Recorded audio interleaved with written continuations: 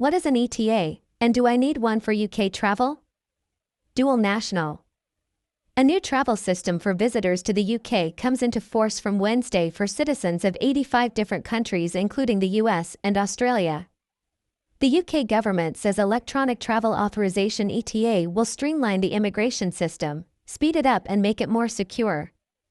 Once approved, an ETA would allow you to stay in the UK for up to 6 months for things like tourism, business, or short-term study. Dual nationals cannot get an ETA and will need to show either a British passport or a certificate of entitlement to enter the UK. So, are you headed to the UK anytime soon? Or maybe you're a dual national who calls it home. If so, you're going to want to pay close attention. There are some major new travel rules in place, and we're about to break down exactly what's changed and what it means for you. Seriously, if you're planning a trip, this is something you need to know about. It's a pretty big change to the UK's entry system, and honestly, ignoring it could throw a massive wrench in your travel plans. So, what's all the fuss about? Well, it all comes down to this new system called an ETA.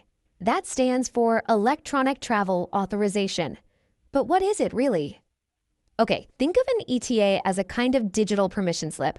It's something you have to get before you even think about boarding a flight to the UK. And this is a huge shift because it now affects a ton of people from countries who, up until now, could just hop on a plane and visit, totally visa-free. So let's get into the nitty-gritty. Once you get one, your ETA is good for 2 years, or until your passport expires, whichever comes first. It lets you take multiple trips, which is great. You can come for tourism, business, or even a short study course, as long as you're not staying for more than 6 months at a time. And this isn't some minor tweak. We're talking about a rule that's going to impact travelers from 85 different countries, including places like the US and Australia. All right, so now for the million-dollar question, does this new rule actually apply to you? Let's figure that out. The breakdown is actually pretty straightforward. Basically, if you're from a country that didn't need a visa for short trips before, well, you almost certainly need an ETA now. Now, who gets a pass? If you're a British or Irish citizen, you're good. Same goes if you already have some kind of UK visa or residency permit. Oh, and here's a key detail for anyone with a layover. If you're just connecting flights and you aren't actually passing through UK border control, you don't need one either.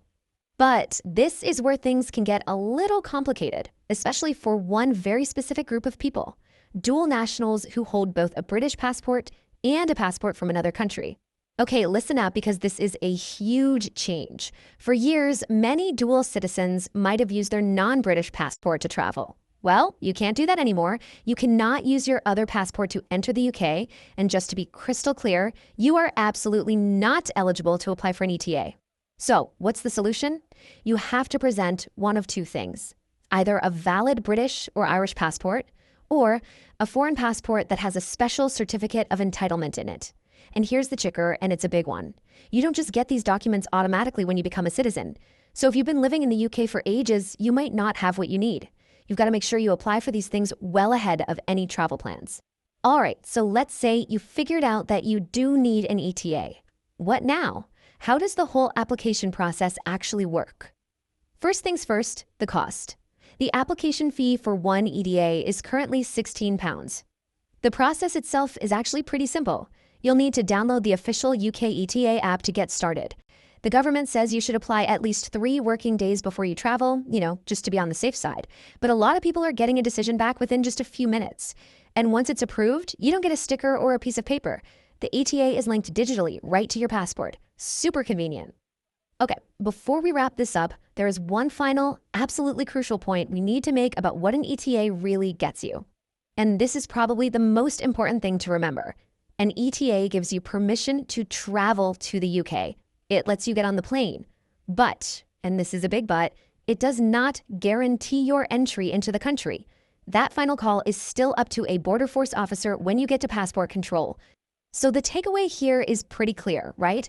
Travel is becoming more and more digital. The UK's new ETA is just one part of a bigger global trend. And it really raises a question for all of us. As borders continue to move online, how prepared are you for the future of getting from one place to another? Thanks for watching. Like, comments, and share.